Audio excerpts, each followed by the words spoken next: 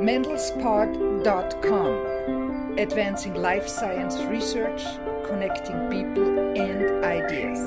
Welcome to Mendel's Pod. Today we're joined by Dawei Lin. He's the director of the Bioinformatics Core at the UC Davis Genome Center. Dawei got his PhD in computational biology at Peking University and set up the first ever bioinformatics server in China. Today's show is sponsored by Ingenuity iReport, the fastest and most accurate way to get biological meaning from your expression data. You can upload your data and get a free iReport analysis summary at www.ingenuity.com/getiReport. Welcome to Mendel's Pod. Thanks for having me. So how did it get to be you who was setting up that first bioinformatics server in China? So that happened in 1995, and the Peking University, Tsinghua University, and the Chinese Academy of Sciences are the first group that have internet access, and that line was approved by the George H.W. Bush to support the high energy physics research. And through that line, we got to see the world at that time. By line, you mean like connection, internet line? Internet connection. Ah. So that we, the first to experience the internet revolution and see the World Wide Web at that point. And then so you were a student there, and I was a graduate student there. And then we thought that this can be used for our research. And at a time that when we use NCBI, we use the CD-ROMs. So they send from the U.S. and then we found there was some data also on the internet. And then we began to download those data, but it's too much data. And so then we think that for China, because the connection is still slow, and why not we have a server that at that time it's called a mirror site, and put all this data inside China, so then the Chinese researchers will be able to easily to get that. what was that like? It was pretty exciting, and we have a little press release, and we invite all the institutions from in Beijing to see how they interact with a lot of data at that time. But it was really slow. I mean, everything was slow. Yeah, back then. it is slow to get onto the internet, but it's fast to use the server we set up. Oh, I see, this dedicated server. Yeah. So you recently worked with BGI to establish this new super high speed connection between China and the US. Yes. So can you tell us about that? Yeah, that's another exciting the event that I involved, and it is a nice circle that I built the first the bioinformatics server in China. Now I'm part of the high-speed interconnection between the U.S. and China. And So how high a speed? Is a 10 gigabit per second. So if you put into the perspective, is that the highest the hard drive that you have for the laptop is 6 gigabytes per second. When you're just saving something to your laptop? Yes. So this is faster than that? It's faster than you save the data to your local drive. And I know with my house it's like 10 meg, right? Yeah. So this is so that would whatever. Yeah, so that would be, if you, it's 1,000 times faster. Is 10,000. 10,000 times faster. No, actually is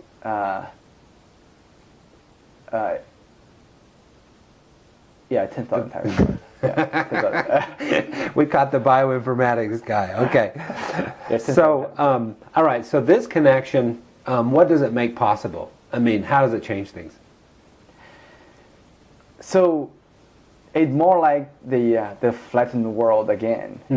For the big genomic data, and people when they send a large amount of data, they're using the hard drive. So they mail it. We've still been mailing it. Yeah. It's faster. Yeah, there is a word for it called the sneaker net. The sneaker net? Yeah, so then you wear a sneaker, then to certain hard drive to somewhere.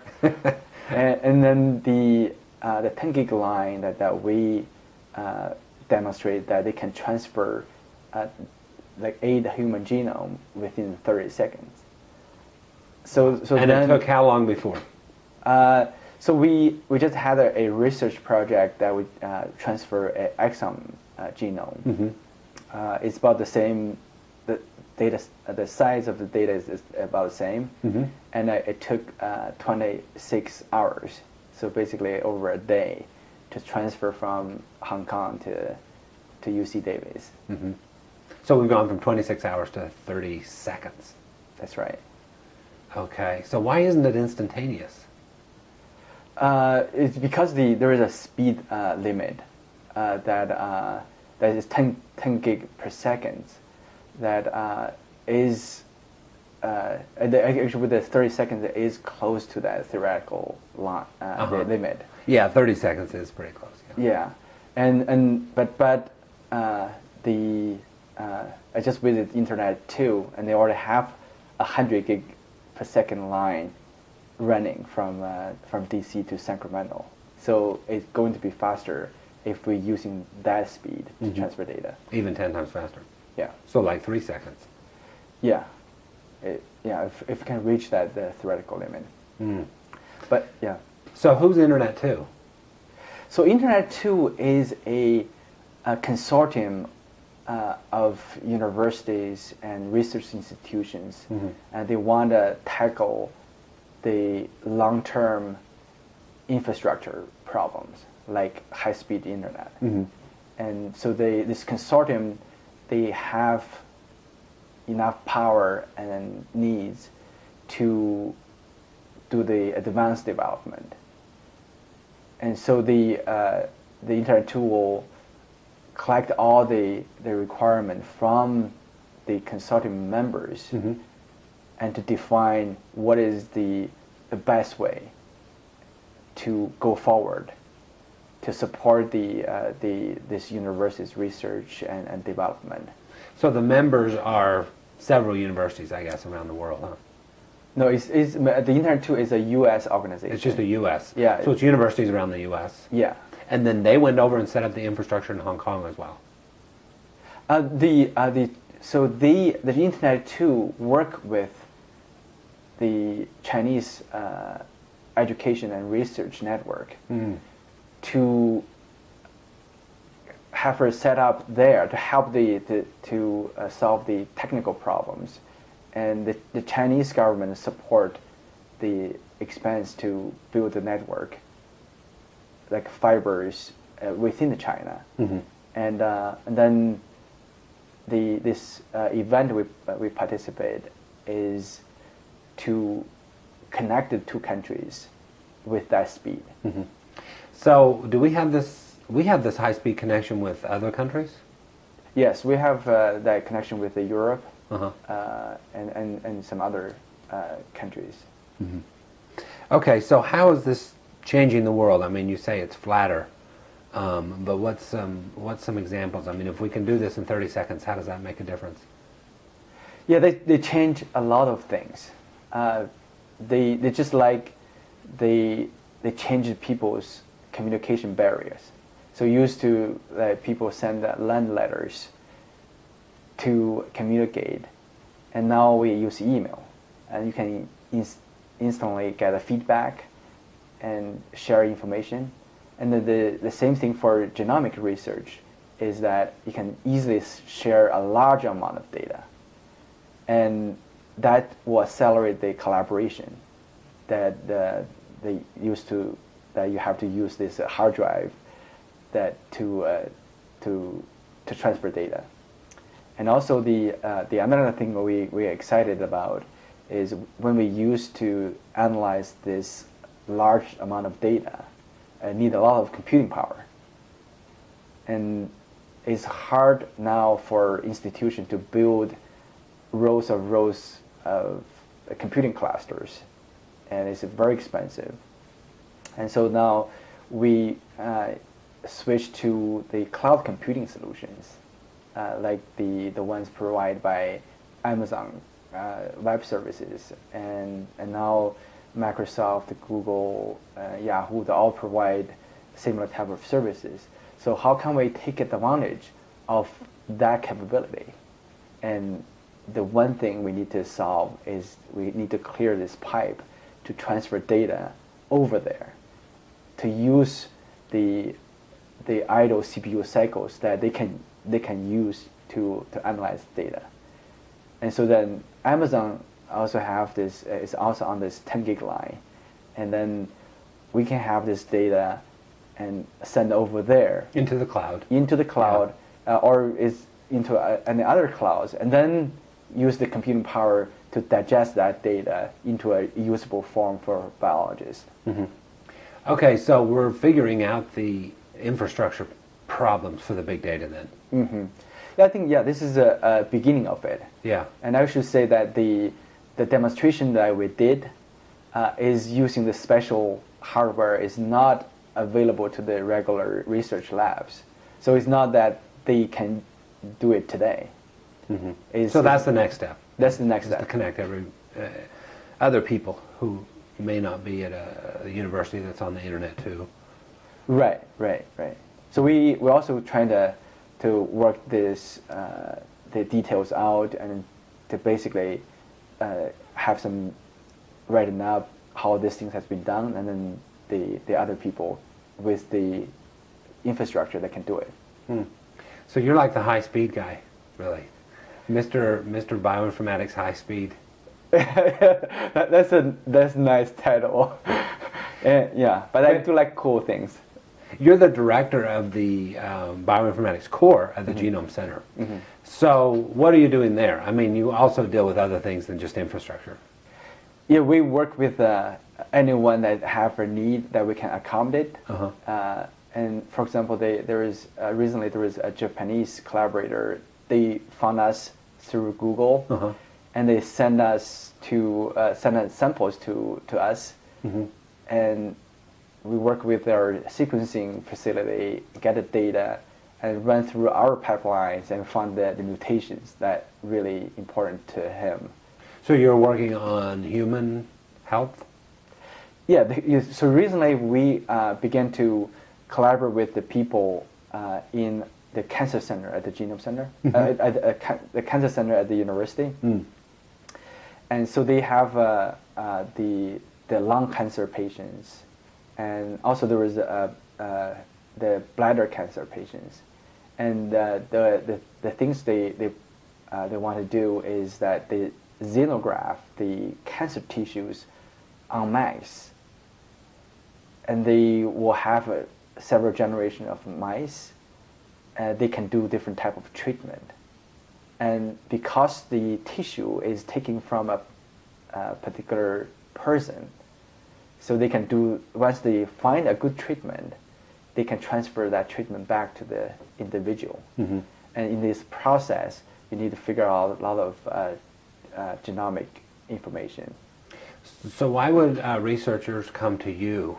I mean, there's even private services that are doing this now, right? Mm-hmm. We had several companies on here, like Biobase and Ingenuity, and these companies which just do that. They just comb through data, right? And so, why would they come to you guys? That's a very good question. So for different companies, they provide some specialized services. Mm-hmm.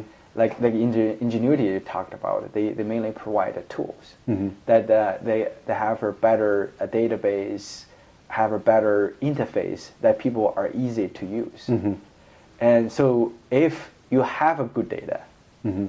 and you know your experimental design is good, then you can use that tools to do your analysis. Mm. But the problem often the people has is when they have a large amount of raw data, and there was a lot of errors in those data, and also there was some special the data, the information that in those sequence data is not that easy to use out of the shelf software to extract. Mm-hmm. So you're helping them clean it up, make it higher quality. Yeah, their original data. That's one part of our responsibility, and the things we can do. So then in that part is more like the data refinery.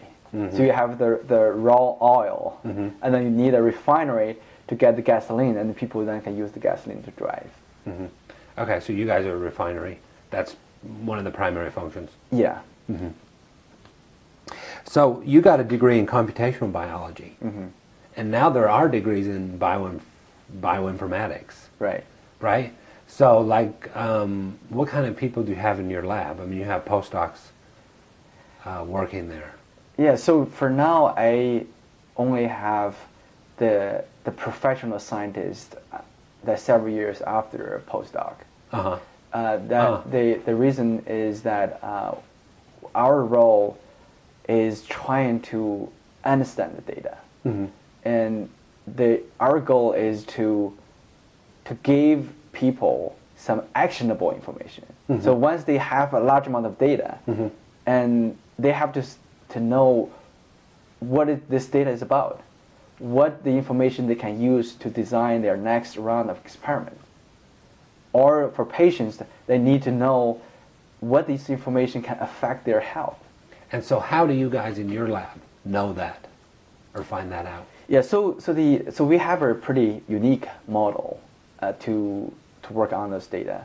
And as I mentioned before, in order to really to work with this large complex data, and you need a lot of expertise, like the special computers and have high performance and big storage and high-speed internet, and also you need to know the statistical you need to have statistical skills, and you need to know biology, and you need to be able to program. So you need all those skills in order to understand the data. And then it's very hard to find one individual have all those good skills. Yeah. So I mean, it would be a superhuman, right? Exactly. Yeah. Like you, or like a Toll Butte. Yeah. I'm part of that, but I'm not scalable. I only have one person. So the way we solve this issue is that we hire the expert in each area and let them to work together, and then we time slice them into a virtual bioinformatics. Virtual bioinformatics, which is sort of the amalgamation of how many? Is 6 people, right? 6 people that have different expertise, different specialties. When you say time slice, what do you mean? So normally, like for a biological project, it may need a person work on it for 2 or 3 months. Oh, and then another person takes over, and then another person. Right. So like a Gantt chart kind of thing. Yeah, exactly. So the project will need a certain workflow, and then one person will work on the initial ones, and once that problem solved, then pass on to the next person, and then once they finish the whole project, and they move on, and our collaborator will move on too. So would you say one of the major purposes of your lab is basically training the new bioinformaticians? Yeah, in a sense, we do. I mean, this new kind of hybrid person, right? Right. Who knows biology and the IT side. Yeah. So we have a lot of people working in my group and move on to other places, and they do understand the new scenario that you have to have a lot of different type of skills and work with different type of people in order to get things done. But also I think that it is a model now to train the next generation biologists. So they need to know things that a little bit in order to get for them to work with other people to solve a particular biological problem. So let's go inside the bioinformatician's mind. I mean, let's really get a feel for this animal that is the bioinformatician, this new animal. I mean, just knowing biology can be overwhelming. You can't even keep up with everything that's coming out about it. Sure. And then on top of that, you got to know how to code. Right. Yeah. So Yeah, in the sense that you need to know a lot of things, but to be a bioinformatician, that you don't have to do everything well, or you don't have to be specialized in everything. Mm-hmm. And so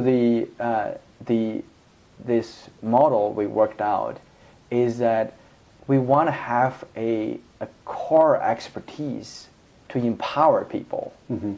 So for biologists, if they're really good at doing the biological experiments and find the patterns of the data and to explain the biological problems, so they don't have to be a super good programmer that can Mm-hmm. write the software, the commercial software. Mm-hmm. They can use other people's help to bring the data at the point they can do the analysis.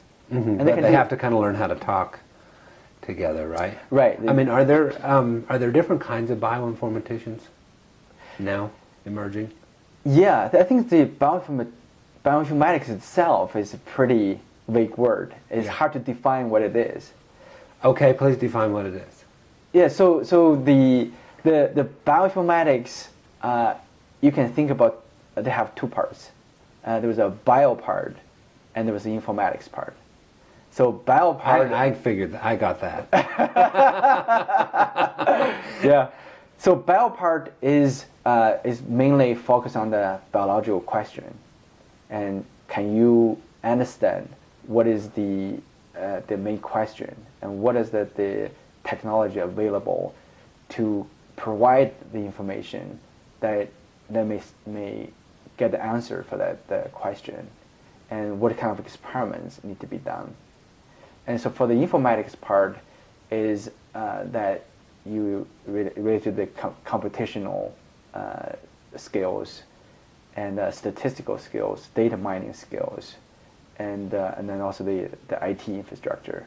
So the bioinformatician, normally they have a focus. They say, I'm good at programming, so I'm more working on that the informatics part. And those people are good at dealing with a large amount of biological data and to do the biological question analysis.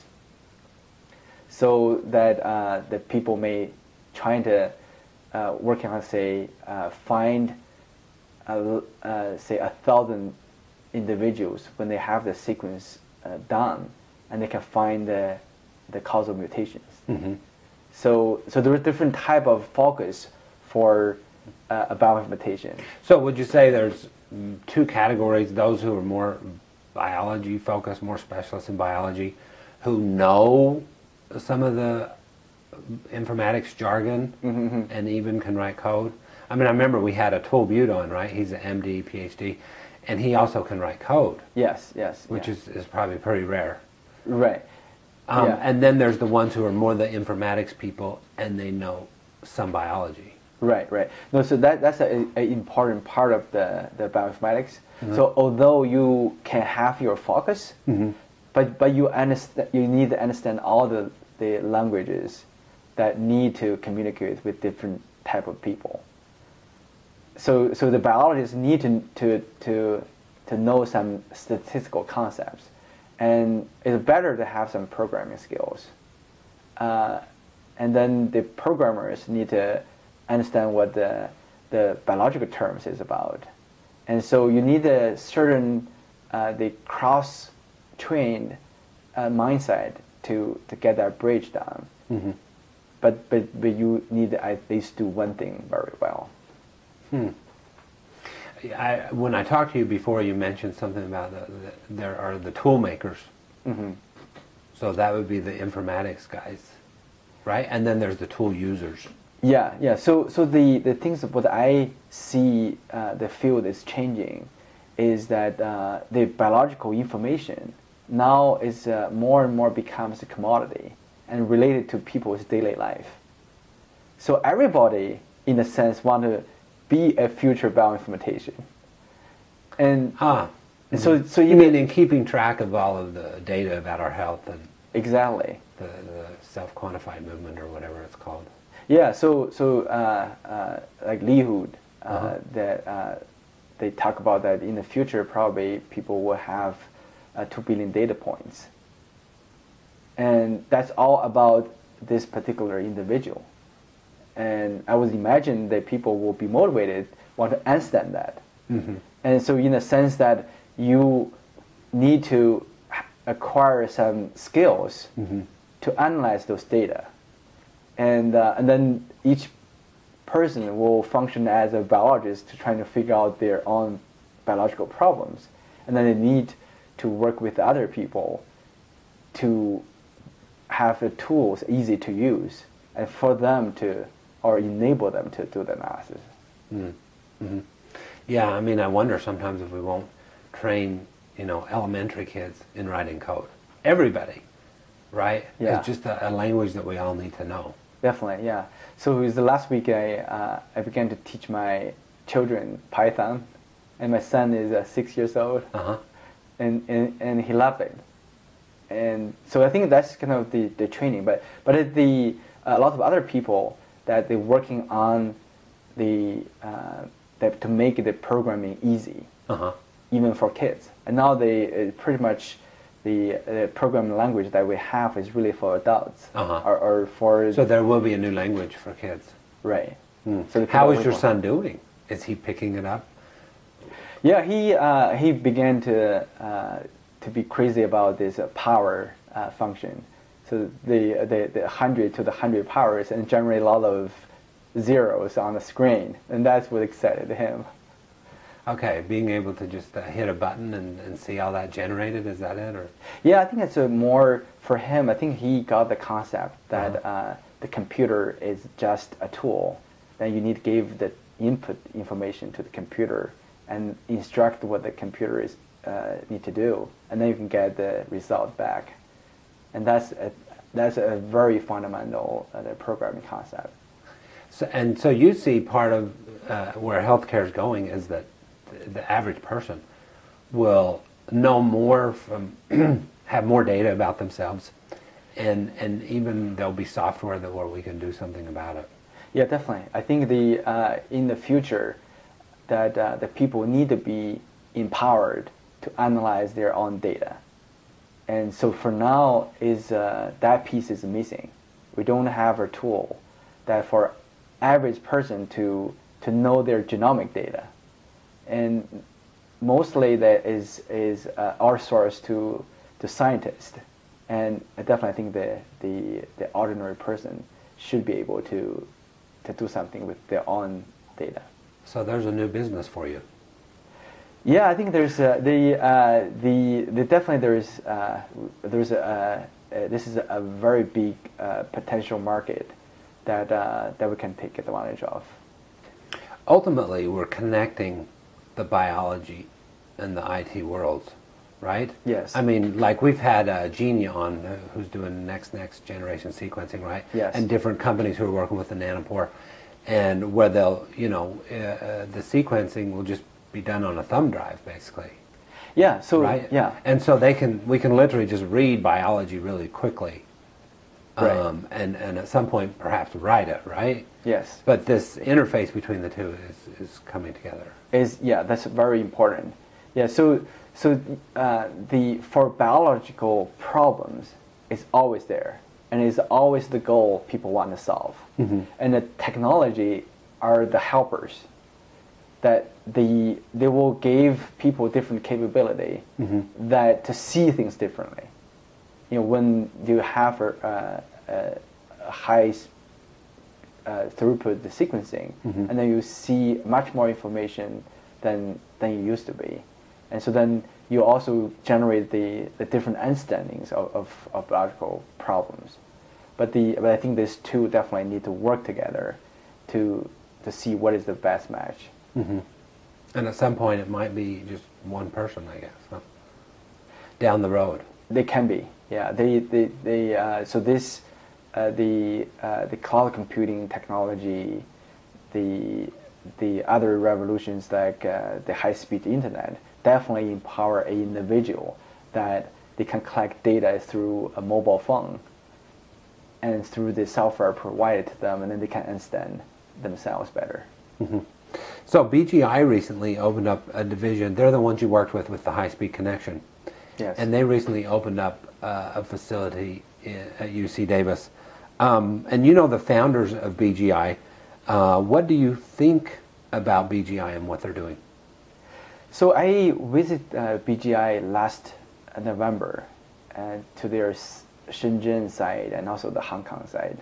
And the most impression that they have a really energetic individuals there, and most of them are really young, and they work very hard, even though they're very talented. And I saw their meeting rooms. The booking is to the 10 o'clock in the evening. So and then some people told me that they used to sometimes they sleep over there in their cubicle to kind of work things out. You were relieved that you had moved to America. Yeah. So I think there is it's very interesting that the people now there is talking about the job out, and so the job out of the university. Oh. So the bioinformatics leader there is, I think it's maybe 27 years old. He dropped out of the same university I got my PhD degree. And then they are proud of that. They drop out and then they find something very interesting. Then they think they can have a big impact to the future of biology. Mm-hmm. And comparing, for me, I have a degree, and in a very traditional academic setting. And although I have the impact, but I can see a much more excitement happen at the BGI. Mm-hmm. So how does BGI fit into the overall sort of genomics picture? I mean, there was the big news that they bought all those Illumina sequencers. You know, what are they doing with them? So the BGI, for now, is the largest the genome sequencing center in the world. And they have a lot of capacity that to work with people with large ideas. And I think that what I benefit from the BGI services is that their capability, besides the sequencing, also have the bioinformatics and other kind of large data analysis capabilities that really empower the people like me to understand a large amount of data and move the data forward. And they have worked with a lot of other leading research groups to have really good research done. What's the difference between genomics research in China and genomics research here? I mean, they have the high-speed connections and all the technology. Uh-huh. Yeah, I think there's one thing in common. They're all pretty lucky to do research at the right now, because there's a lot of high throughput technologies and produce a different level of data to characterize biological systems, and those data to really let them to understand the complexity of the biology. Mm-hmm. I think definitely there is a different focus area, mm-hmm. and so there is, like, say, for example, that people in China, mm-hmm. they are able to study panda, and the U.S. researchers may not have that access. Mm-hmm. But the infrastructure there is the same as here, really. Yeah, the infrastructure, there is, when I visited China last year, some of the infrastructure even better than the lab in the U.S. Because the government there, they invest so much, and then they think the science and technology will be the future of the world, and so they really put a lot of chips down, and here there is at the university we're dealing with the budget issues, and there is a lot of budget cuts, and we see the talents are moving to different places. So we're still kind of leading the world right now, but that leadership is kind of changing because of the investment focus are changing. So where are you personally headed? I mean, what would you like to see done? What interests you the most? So I definitely want to know myself a little bit better, and also my family. So I have a genotype that figure out the genetic variations for all my family, 3 generations, and I want to know what we have, but I will also want to know that once we have this particular variation, and what is the phenotypic consequences that we're going to have, and then that needs a lot of research on that. That need to study a large population when they have their genomic data information available, and so that type of research will empower the individual like me to understand myself a little bit better. So in a sense, I'm both a genomic information user and also a producer to the understanding of the genomic information. So your highest ambition in your career actually is just to understand yourself better. Yeah, that's you can say that. And then they have this saying, "Know thyself." Yeah, but also that I have 3 children. They are all growing up, and I want to empower them to know themselves better. Thank you for joining us. It's been a real front row seat to what's going on. Yeah, it's my pleasure. So this is Dawei Lin. He's the director of the Bioinformatics Core at the Genome Center at UC Davis. Thanks again. Thank you. Today's show is sponsored by Ingenuity iReport, the fastest and most accurate way to get biological meaning from your expression data. You can upload your data and get a free iReport analysis summary at www.ingenuity.com/get-iReport. So since I have this invention of a structure, and how can I evolve with it? And this is more putting the background of my evolution knowledge. And so when I put the body a little longer, and then they're starting looking like something like this. And the same idea, if you start making the legs and neck is a little bigger, it becomes a different model, and you can make things smaller too. And you can change the tails, and you can add something onto the dogs.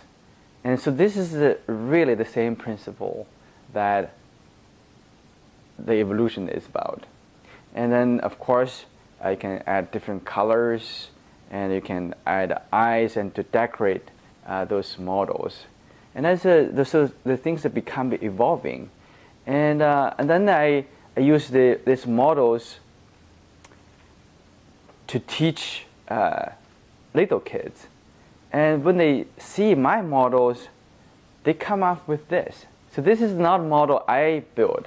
It's from the 10-year-old kids in my class that they began to build these interesting models. And then the same idea, and then you can see, like, if you modify the dimensions, they can become different kind of animals. And this is a different view of it. And then my daughter began to figure out, like, add something, and from a giraffe becomes a camel. To use this Lego to build a DNA model. And the the challenges for Lego building is that the Lego is mostly up and downs, and it's not for turns. And so I have to think a while to come up with this model. And so you can see it is a red helix, and then it's pretty sturdy if you build one. And then the interesting thing is that if you see each one is a base pair, and they have exactly 10 base pair per round, and that's what the DNA is. So it's a really realistic model that what the DNA structure look like. And I want to show you that this is a wrong model. And then of course, once you have this DNA structure, and then you can color it. And then I use the standard color for bases, like that the blue is for C, yellow is for G, red is for A, and green is for red is for T, and green is for A. So this is a complex model that I built, and a lot of people like my model, and it's common on the internet, and also I use it as my Twitter ID. And so this model that have a lot of biological information. Besides the turn is a right-hand turn, and it also have the chemical structure inside of it. And you can see there each of this color thing is a base pair, and the GC pair have 3 columns that stands for 3 hydrogen bond. That's why G has to pair with the C.